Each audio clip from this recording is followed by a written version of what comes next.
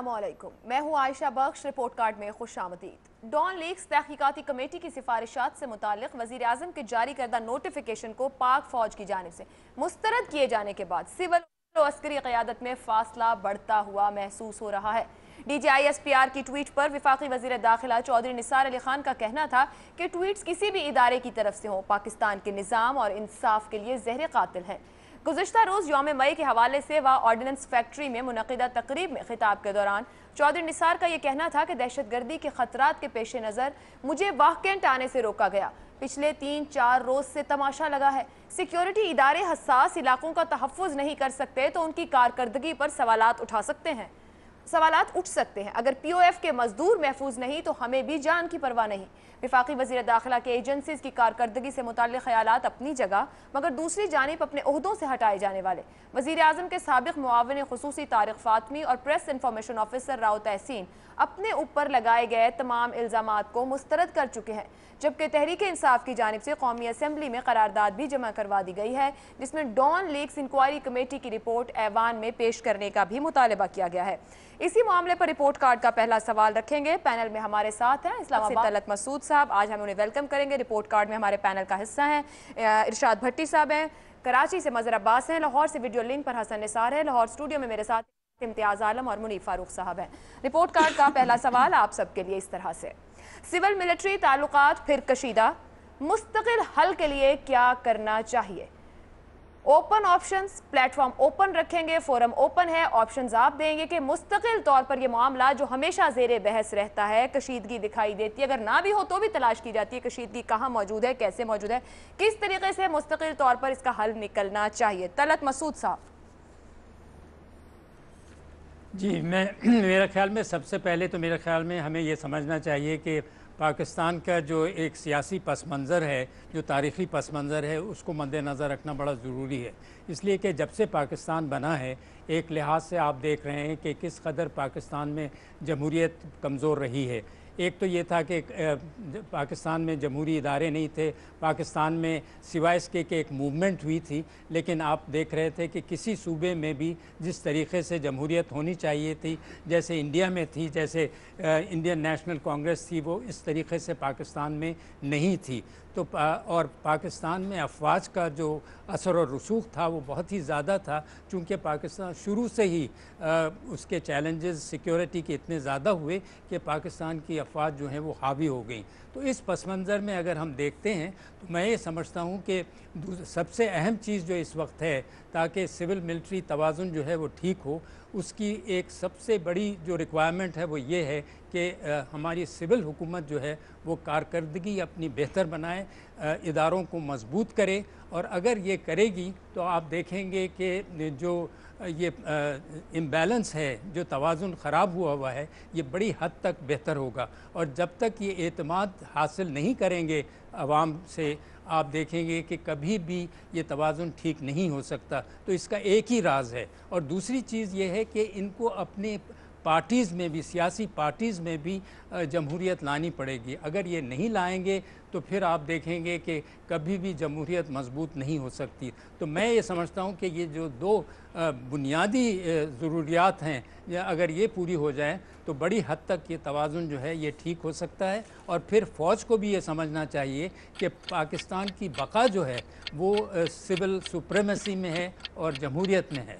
और अगर जब तक ये इनके भी ये जहन में नहीं आएगा और ये समझें, तो मैं समझता हूँ उस वक्त तक मुश्किलात रहेंगी।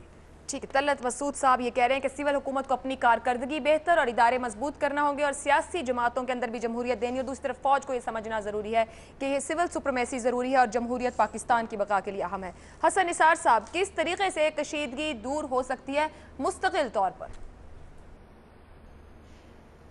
ये नहीं होनी जब तक जेन्युइन जमहूरियत और जेन्युइन जमहूरी हुक्मरान नहीं आते। ये सीसौ, आँख मचोली, बांदर किला, ये इसी तरह चलता रहेगा। न ये लोग डिलीवर करेंगे, तलत साहब ने भी उसकी तरफ इशारा किया है। सो डिलीवर न करने के नतीजे में प्री मैच्योर डिलीवरी जारी रहेगी। और बात सुने, ये एक रिवाज सा है, हर बंदा ही डेमोक्रेसी डेमोक्रेसी। मुझे एक बात बताएं, जैसे डॉन्स ने پیشہ ور گداگروں نے یا جیب کتروں نے اپنے علاقے، مخصوص علاقے آپس میں بانٹ رکھے ہوتے ہیں. چند خاندان ہیں جنہوں نے پاکستان کو آپس میں بانٹا ہوا ہے، اور ہم جیسے لوگ اس کو جمہوریت اور پھر سویلینز اور پھر فوج، وہ ہے کہاں؟ سویلینز کی نمائندگی ہے کہاں؟ یہ چند خاندانوں کے ساتھ کلیش ہوتا ہے فوج کا، جو پنامے ہیں اور سرے پیلسز ہیں. یہ نہیں ختم ہونا جب تک یہ ختم نہیں ہوتے. تو کس طرح ہوگا پھر؟ So it's a dream, please keep chasing that. It's an unachievable target. جب تک یہ ملیا میٹ نہیں ہوتے، بیٹا، باپ، دادا، پردادا، is that you call democracy?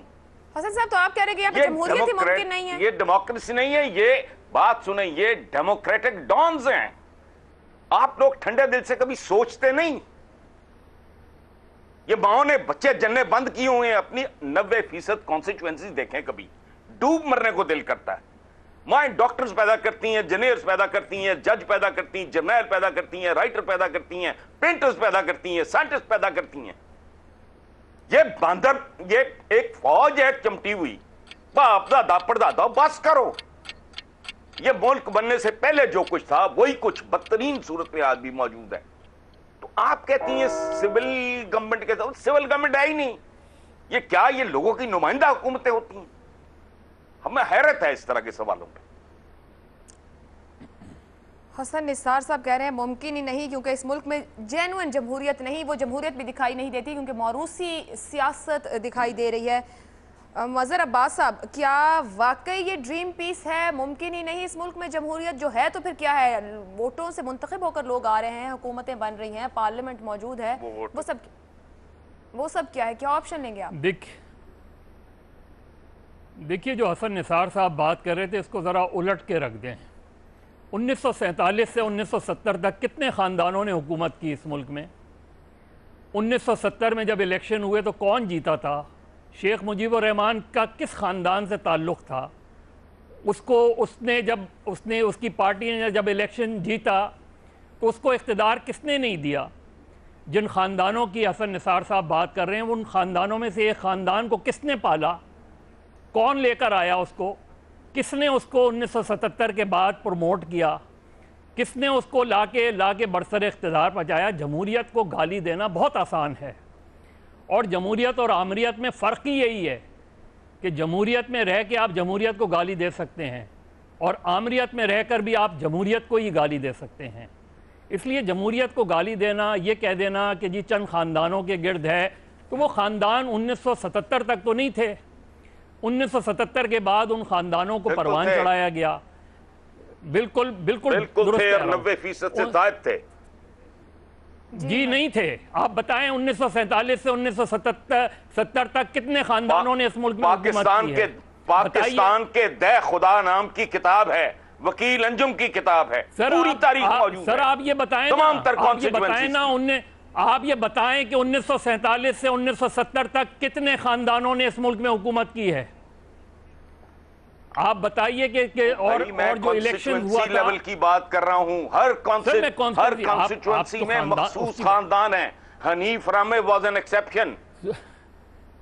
سر یہ جو ادھر سے آیا ہے کھروں کے علاقے سے، یہ لڑکا، یہ جمہوریت کو پروان ہی نہیں چڑھنے دیا گیا نا.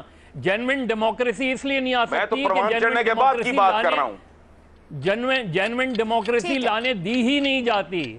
وہ اس لیے میں ان کے اس پوائنٹ سے ایگری کر رہا ہوں. جینوئن ڈیموکریسی لانے ہی نہیں دی جاتی، لیکن اس کا تعلق خاندانوں سے نہیں ہے. اس کا تعلق اس ملک کی اسٹیبلشمنٹ سے ہے، جو اس ملک میں جمہوریت کو پروان چڑھنے ہی نہیں دینا چاہتی. جو اس ملک کو جب بھی جمہوریت پروان چڑھنے چاہتی ہے اس کو ڈیریل کر دیا جاتا ہے، اور پھر اپنے من پسند لوگوں کو لا کے اس کو جمہوریت کا نام دے دیا جاتا ہے. تو یہ ساری آپ اٹھا کے دیکھ لیں، یہ تاریخ اسی طرح چلتی رہے گی. اور ہماری سول اور مظہر صاحب آپ بھی یہ کہہ رہے ہیں کہ ممکن نہیں، ایسے ہی چلے گا؟ جی بالکل. اس لیے کہ جب میں یہ سمجھنے لگوں کہ دوسرا فریق مجھ سے سپیریئر نہیں ہے، اور نہ میں اس سے اپنے سے سپیریئر ہونے دوں گا اس کو، تو وہ کبھی بھی نہیں چاہے گا کہ وہ چیز وہ سسٹم چلتا رہے. یہ سسٹم نہیں چلے گا, یہ سسٹم اسی طرح چلے گا. یہ سسٹم ایسے ہی چلے گا, یہ کشیدگی مستقل رہے گی. مظہر صاحب کہہ رہے ہیں ارشاد بھٹی صاحب ہر دور میں صرف جمہوریت کو ہی گالی کیوں؟ اگر جمہوریت اس ملک کے لیے نہیں, نظام نہیں, تو پھر اس پر آئین کیوں بنایا گیا؟ یہ جمہوریت ہی کیوں بنائے گی؟ سب ہے کیا پھر یہاں پر؟ ہوتی نہیں, گالی کس بات کی؟ جمہوریت ہے کہاں؟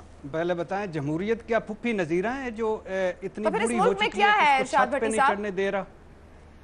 یہ ملک میں فیملی پالیٹکس ہے. یہ جو ہر چوتھے دن کانٹے دار مقابلے کے بعد نواز شریف اور شہباز شریف بلا مقابلہ منتخب ہو جاتے ہیں پارٹی صدر, یہ جمہوریت ہے؟ ذوالفقار مرزا سر پہ قرآن اٹھا کے پھرتا رہا, یہ جمہوریت ہے؟ کون کہہ رہا ہے یہ اس ملک میں جمہوریت ہے؟ کوئی جمہوریت نہیں ہے. لیکن جہاں تک اس سوال کا تعلق ہے, اس سوال یہ جیونکے ہیں جن کے پیٹ نہیں بھر رہے اور ان میں کوئی جمہوریت, کوئی اخلاقیات نہیں ہے. یہ ہماری کمزوریاں ہیں, یہ جو آپ اس ملک کے ووٹر کو بھی چیلنج کر رہے ہیں جو ان سیاسی جماعتوں کو منتخب کریں. سول ملٹری ووٹر ہے ہی نہیں ہے. ریلیشن شپ پہ سوال ہے, سول ملٹری ریلیشن شپ پہ آپ نے سوال کیا ہے. دو مین اس کے ایشوز ہیں. نمبر 1 ہے کمیونیکیشن گیپ, نمبر 2 ہے بنیادی ایشوز پر اختلافات. کمیونیکیشن گیپ میں ہوتا ہے جب وزیر اعظم ہوتا ہے وہ سب سے بڑا کمیونیکیٹر ہوتا ہے. وزیر اعظم ری ایکٹیو نہیں ہوتا, ایکٹیو ہوتا ہے. جب یہ ہو تو کمیونیکیشن گیپ نہیں ہوتا. جب کمیونیکیشن گیپ نہیں ہوتا تو ڈان لیکس جیسے مسئلے نہیں ہوتے. اور کمیونیکیشن گیپ ہو تو گھر میں دو بھائی بھی آپس میں ان کا بھی اختلافات ہو جاتے ہیں. ہمارے وزیر اعظم صاحب نے جنرل باجوہ کو خود منتخب کیا, خود سلیکٹ کیا. کتنی دفعہ جی ایچ کیو تشریف لے گئے ہیں, کتنی دفعہ chairman joint chief of staff committee کے لے گئے. وہ ایک نیشنل سیکیورٹی کونسل بنی تھی, وہ کتنی دفعہ اس کا اجلاس ہوا ہے, کتنی دفعہ انہوں نے انفارمل یہ خود بیٹھے ہیں. نمبر 2 دوسری بتائیں, کیا مسلمانوں کے قاتل اور پاکستان توڑنے والے نریندر مودی کے ساتھ ہیپی برتھ ڈے کریں گے تو سول ملٹری تعلقات بہتر ہوں گے؟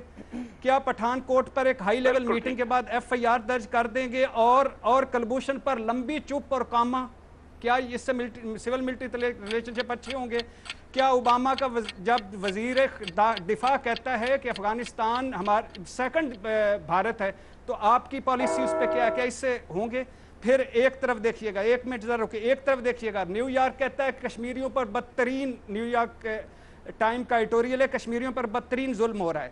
300 اندھے ہو چکے ہیں وہاں. حریت کانفرنس کہہ رہی ہے کہ ہمیں اس گھنگڑیوں منہ سے نکالو, ہمیں اس اپنی گنجی پنجی پالیسی سے جان چھڑواؤ. اور کب تک پاکستان آپ کوئی آپشن لے رہے ہیں؟ ویسے آج 2 مئی ہے اور بھی بہت کچھ یاد کرنے کی ضرورت ہے کہ اس ملک میں کون کیا کر رہا ہے. کبھی سنجے دلدال نکل رہا ہے, کبھی سنجے دلدال, کبھی آپریشن رد الفساد کی سب سے بڑی کامیابی کو. اچھا کوئی حال ہے؟ آپ جس جمہوریت کو بھی تسلیم نہیں کر رہے تو پھر کے تعلقات کشیدہ رہیں گے, آپ یہ کہہ رہے ہیں؟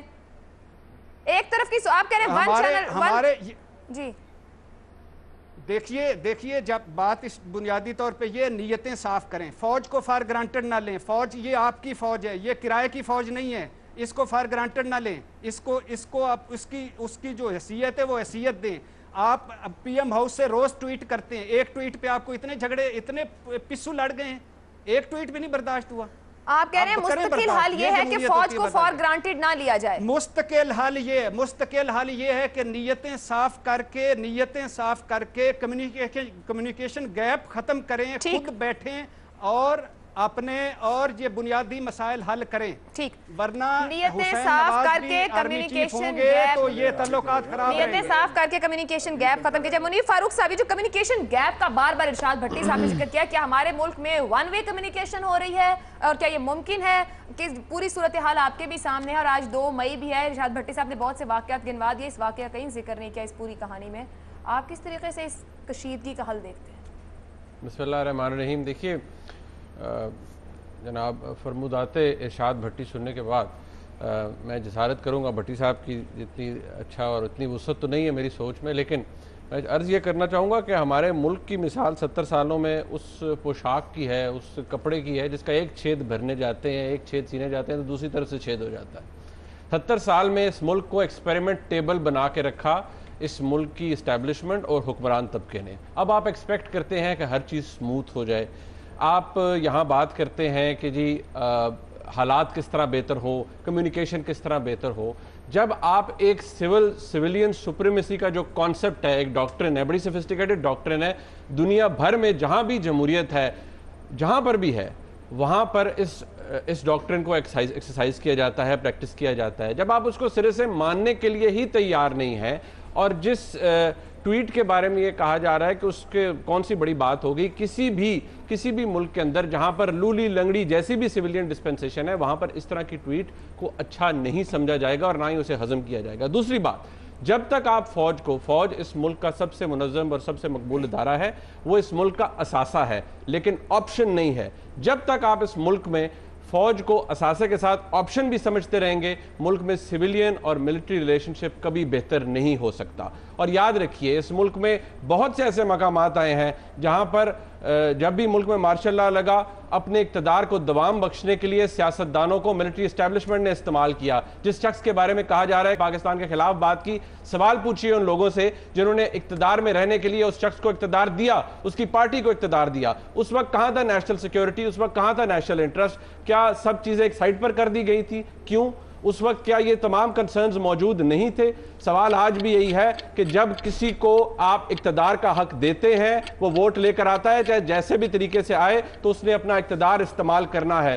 5 سال بعد اسے لوگ رد کر دیں گے. اور دوسری بات یہ, ہمارے ملک کے اندر آئین موروثی سیاست کی منافی نہیں کرتا. آج بھی اگر برادری کے بیس پہ یا موروثی سیاست کے بیس پہ کوئی الیکٹ ہوتا ہے تو اس پہ کوئی قدغن نہیں ہے. اگر کسی کا باپ سیاستدان ہے تو بیٹا سیاستدان بن سکتا ہے. ہمارا آئین, ہمارا قانون اس کے منافی نہیں ہے. لہٰذا میں یہ کہتا چلوں کہ آج ہم اگر اس بات کا روتے رہیں گے کہ یہ ہمارے ملک کے سویلین ملٹری کے تعلقات اچھے نہیں ہیں, تو پہلے ضرورت اس بات کی ہے کہ ہم اس بات کو ایکسیپٹ کریں کہ دنیا میں کوئی کانسیپٹ ہوتا ہے سویلین سپریمیسی کا. پہلے اس کی عزت کریں, حالات شاید خود بخود ٹھیک ہو جائیں گے. سویلین سپریمیسی کی عزت کی جائے تو حالات خود ٹھیک ہو جائیں گے. اس کانسیپٹ کو سمجھا جائے, اڈاپٹ کیا جائے. امتیاز عالم صاحب, سب کی گفتگو آپ سن رہے, کہا گیا ہو ہی نہیں سکتا پاکستان میں جمہوریت ہی نہیں ہے, یہ ممکن ہی نہیں اگر اس قسم کی جمہوریت رہے گی. اور یہ بھی کہا گیا کمیونیکیشن گیپ ہے.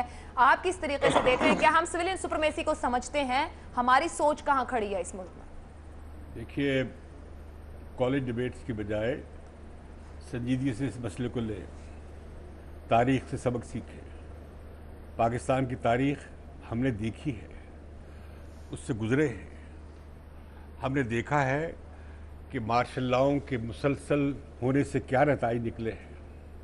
ہم نے دیکھا ہے کہ یحییٰ خان اور ایوب خان کی مارشل لا کے نتیجے میں پاکستان ٹوٹ گیا.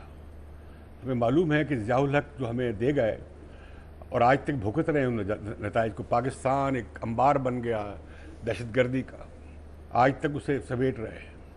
یہ سب حکمت عملیاں کہاں بنی, کس نے بنائی, اس میں کتنا ہاتھ تھا؟ یہاں دوش نہیں ہے کہ سویلین بہت اچھا تھا اور فوجی سائٹ بہت غلط تھی. یہ سب ہماری قومی غلطیاں ہیں. ہم نے اس ملک میں کوئی نظام بننے دینا ہے یا نہیں ہے, یہ طے کرنا ہے.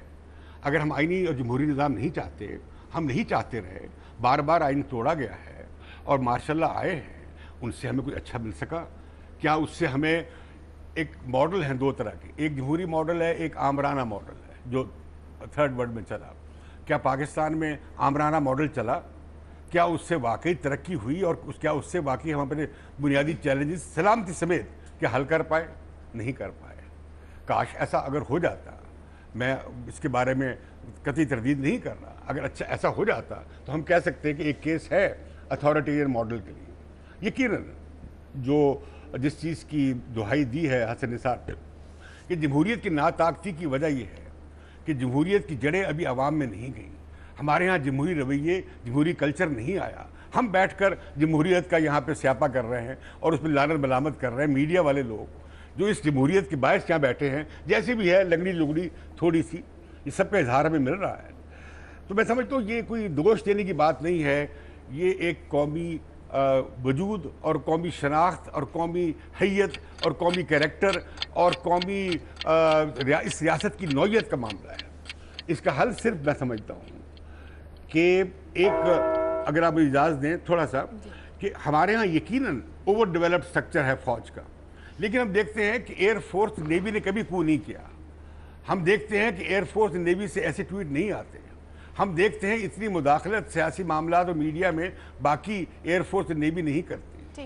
تو ہم دیکھتے ہیں کہ ایک خاص معاملہ شروع ہوا جنرل گزشتہ پیریڈ میں آرمی کے جنرل راحیل شریف کے. میں سمجھتا ہوں اس تجربے سے بھی سیکھنا چاہیے. اور جو جنرل باجوہ ہیں انہوں نے کچھ کیا تھا, اس سے کچھ بدلا تھا. اچھا, آپشن پر آ جائیں مستقل. تو میں سمجھتا ہوں اب آپشن اس کا ایک ہی ہے, اس کا ہے آئینی حل, اس کا ہے کانسٹیٹیوشنل حل, اداراتی حل.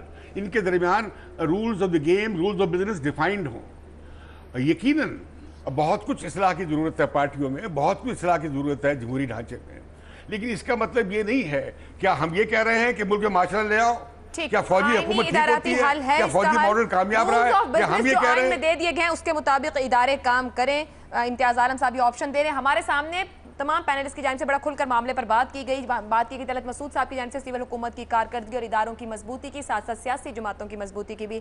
حسن نثار صاحب نے ضرور کہا کہ نہیں ہو سکتا، لیکن ساتھ ہی موروثی سیاست کے خاتمے کی بات کی. مظہر صاحب کہتے ہیں اگر ایسی جمہوریت اور یہ سب کچھ ہوگا تو ایسے ہی چلے گا. ارشاد بھٹی صاحب نے بات کی کمیونیکیشن گیپ کی کہ بات چیت کی جائے، کمیونیکیشن گیپ ختم کیا جائے نیتیں صاف کر کے. منیر فاروق صاحب کہتے ہیں کہ سویلین سپرمیسی کو سمجھنے کی ضرورت اور فوج کے آپشن کے طور پہ نہ دیکھا جائے. امتیاز عالم صاحب آئینی اداروں کو اپنے آئین کے مطابق جو کچھ اس میں ہے اس کے مطابق اداروں کے کام کرنے کی بات کریں، رولز آف بزنس پر. بریک پہ جائیں گے، بریک سے واپس آئیں گے تو ایک اور اہم معاملہ کنٹرول لائن پر کیا کچھ ہو رہا ہے. بھارت کی جانب سے بڑھتی کشیدگی، کیا حل نکل سکتا ہے، صورتحال کس جانب جاری ہے، رپورٹ کارڈ کا پینل کس طریقے سے دیکھ رہا ہے معاملے کو، آپ جان سکیں گے بریک کے بعد.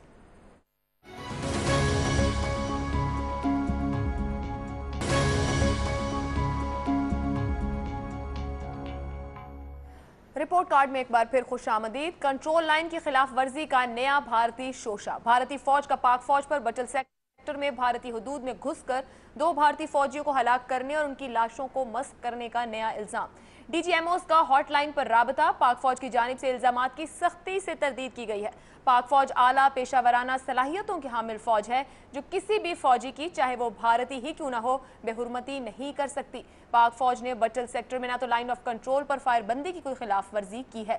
D G I S P R کی جانب سے یہ بیان جاری کیا گیا ہے. یہ پہلا موقع نہیں ہے بھارت کی جانب سے اس طریقے کے بیانات یا الزامات لگائے گئے ہوں ایک ایسے وقت میں جب کنٹرول لائن کی خلاف ورزی کا الزام سامنے آیا ہے. دوسری جانب ترک صدر اردگان نے بھارت کو مقبوضہ کشمیر میں ظلم و ستم روکنے اور پاکستان سے بات چیت کرنے کا مشورہ دیا ہے. کیا یہ سب کچھ مقبوضہ کشمیر کی خراب صورتحال سے توجہ ہٹانے کی دانستہ کوشش ہے؟ پاک بھارت تعلقات پہلے ہی سے کشیدہ اور نیا بھارتی شوشہ، کیا معاملات پوائنٹ آف نو ریٹرن کی جانب جا رہے ہیں؟ سوال یہ بھی ہے کہ بھارت مذاکرات سے کیوں انکار کر رہا ہے؟ کیا یہ از خود کشمیر کو انٹرنیشنلائز کرنے کے مترادف نہیں؟ اور پھر یہ بھی کہ بھارتی اشتعال انگیزیوں کو سیاسی اور سفارتی سطح پر کس طریقے سے کاؤنٹر کرنا ممکن ہے؟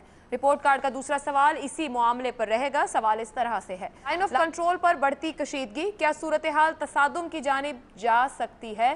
اگر آپ سمجھتے ہیں کہ معاملات اس جانب جا رہے ہیں تو ہاں کا آپشن لیں گے، اور اگر آپ اتفاق نہیں کرتے کہ معاملات اس حد تک آگے نہیں گئے کہ تصادم کی طرف جائیں تو نہیں کا آپشن لیں گے. امتیاز عالم صاحب. دیکھیے، ہمیں طے کرنا ہے کہ ہمیں لڑنا ہے، کشیدگی بڑھانی ہے، اپنی یہ بارڈر جو ہے مغربی گرم کرنا ہے، مشرقی بارڈر اور مغربی بارڈر پہ تو نارتھ ویسٹرن بارڈر پہ تو پہلے ہی حالات ہم نے کافی وقت لیا ہے کنٹرول کرنے کے، لیکن ہمارے سبھی ہمسایوں سے تعلقات خراب ہیں. اب یہ معاملہ یہ نہیں ہے کہ آپ سافٹ ہونا چاہتے ہیں یا ہارڈ لائن لینا چاہتے ہیں. آپ کو دیکھنا ہوگا کہ آپ کے ملک کے مفاد میں اس وقت کیا ہے. میں سمجھتا ہوں کہ جو کوششیں ہوئی اور ہونے کی کوششیں، یہ کشیدگی کم کرنے کی کوششیں کی گئیں، وہ ناکام ہوئیں. اسے ناکام کرنے والی قوتیں دونوں ملک میں موجود ہیں. صرف پاکستان کی بات نہیں ہے. یہ جو ہندو قوم پرستی کا جو ایک نیا چلن آیا ہے، شدت پسند اظہار آیا ہے، جو کشمیر میں جو ظلم بھی ہو رہا ہے لوگوں کے ساتھ بہت زیادہ، یہ سب بھی فیکٹرز ہیں. لیکن اس طرف سے ہم نے بھی بھارت کے ساتھ تعلقات کو بہتر بنانے کی کوئی کوشش نہیں کی، کوئی ایسی جس سے معاملہ چل سکتا.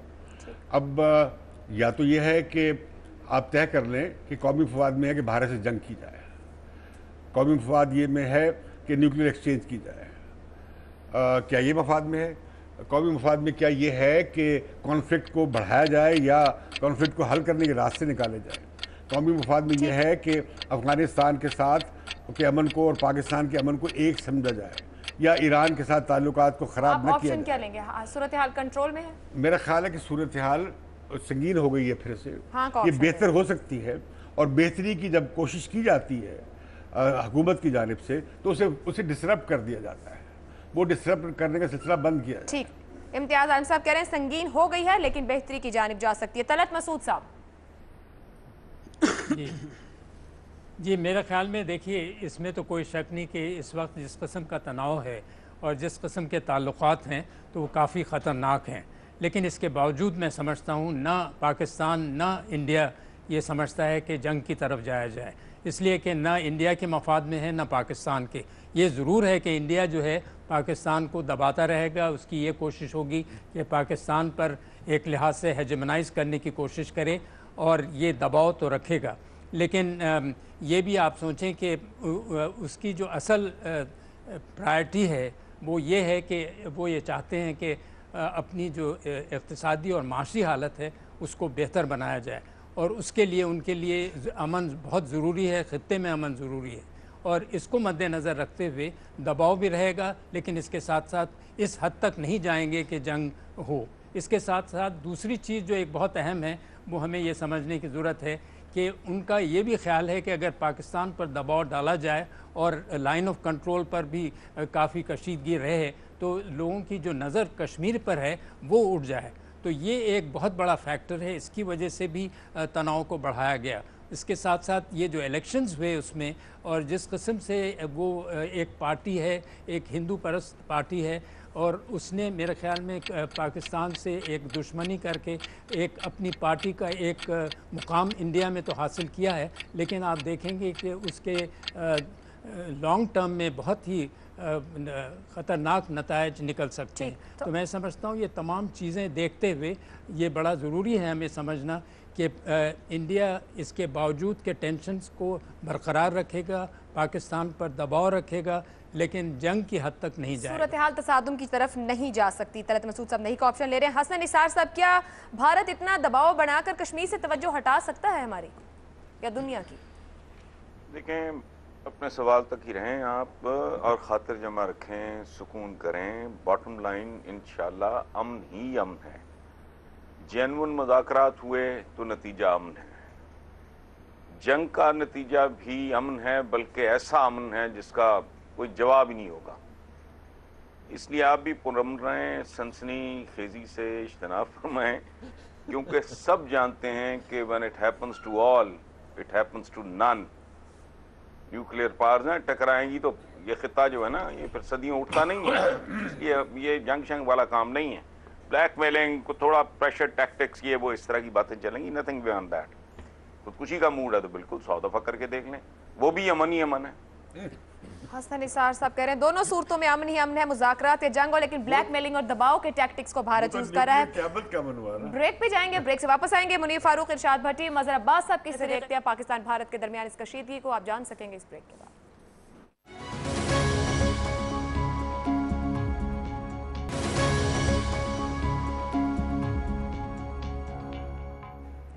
لائن آف کنٹرول پر بڑھتی کشیدگی، کیا صورتحال تصادم کی جانب جا سکتی ہے، ہاں یا نہیں؟ مظہر عباس صاحب۔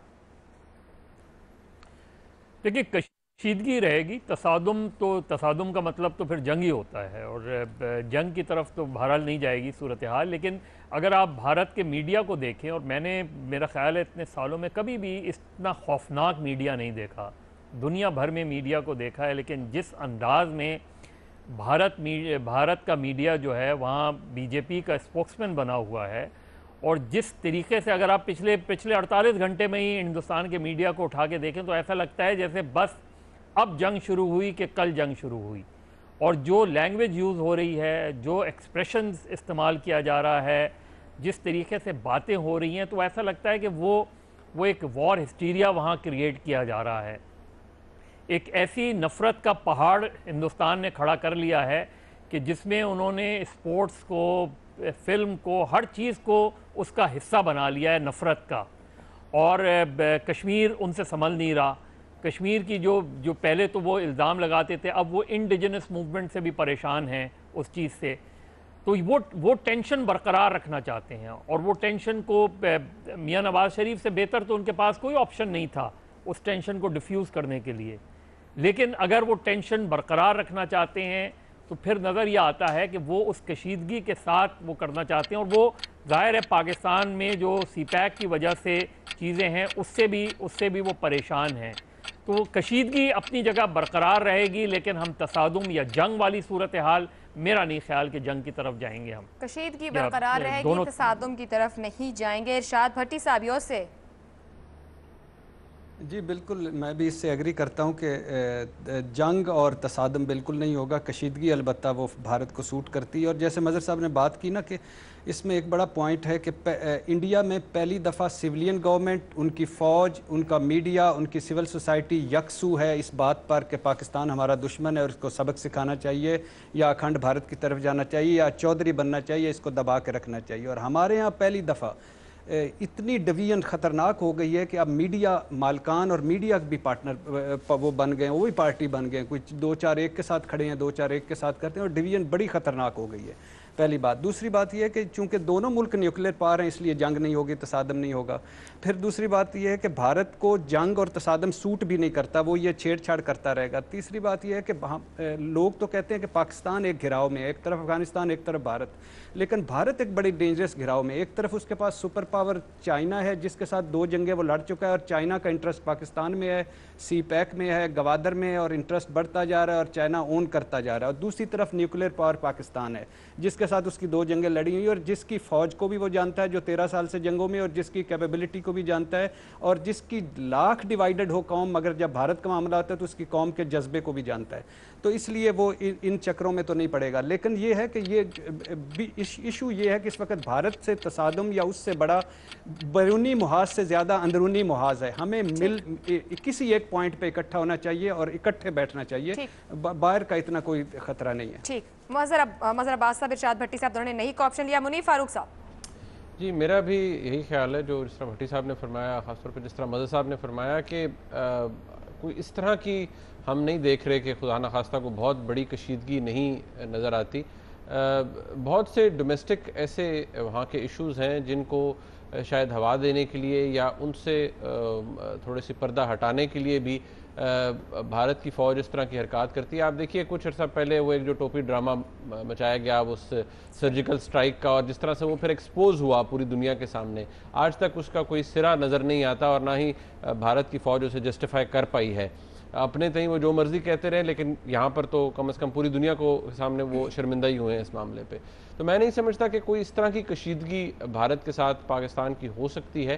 البتہ یہ جو امتیاز صاحب نے بات کی تھی کہ یہ فیصلہ شاید ہمیں تھوڑا سا خود بھی کرنا ہے کہ ہم نے کس طرح کے تعلقات رکھنے ہیں اپنی نیبرنگ کنٹریز کے ساتھ، کس طرح کے امن کا جو پیغام ہے وہ ہم نے لے کے جانا ہے. امن کس بیسس کے اوپر ہوگا، وہ اس کے جو ٹرمز ہوں گی وہ کیا ہوں گی، امن کس قیمت پر.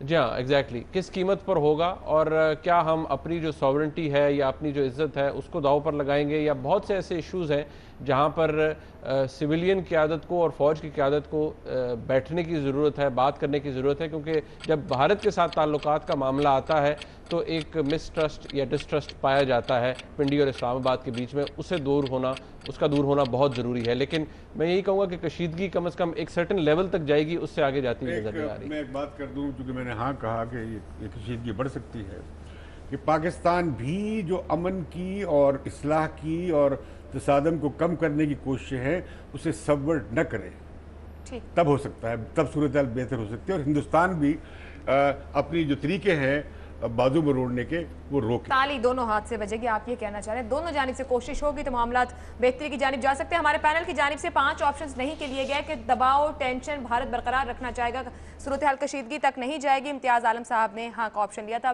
پروگرام آپ نے آج اپنا فیڈ بیک ہمیں بھیج سکتے ہیں. مجھے اجازت دیجیے، اللہ حافظ.